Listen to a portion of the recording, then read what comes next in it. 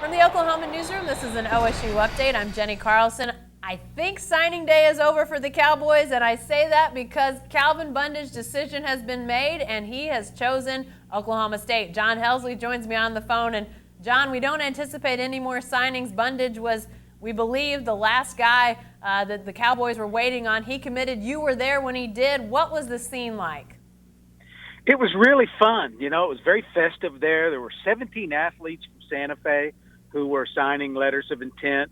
You know, soccer players, volleyball, softball, a number of football players. But Calvin was the one, and he was the last one to sign it or actually reveal where he was going. And it was kind of funny. He had the 5 hats out in front of him.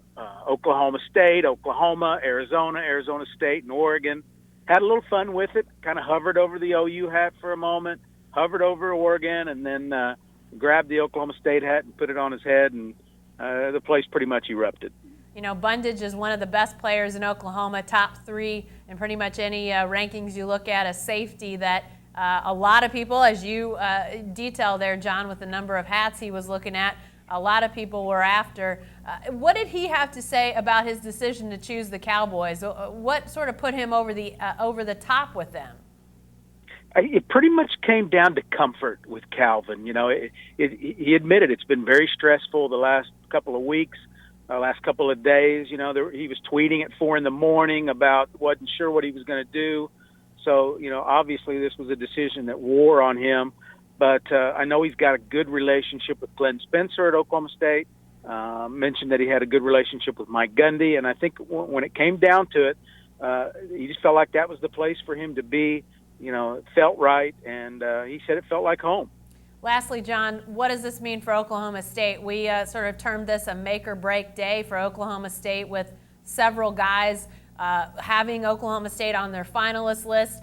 3 of them, including a surprise of sorts, Tremonda Moore, actually signing with the Cowboys. It didn't look like that would happen when the day began, but he did get that letter of intent signed. So you have Bundage, Moore, 2 of the top players in Oklahoma, and then obviously Keandre Woodtie, the quarterback from down in Louisiana, also commits to Oklahoma State. How does this sort of package the day for the Cowboys?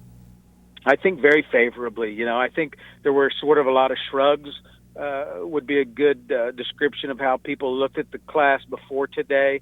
You know, there were really 5 guys they were in play for the last couple of days, 2 other wide receivers. They didn't get either one of those guys, but really, if you get 3 out of 5 of really main targets in your class in the span of about 24 hours, I think you're doing a good job, and that's what happened with the Cowboys. They got the quarterback they needed in the class.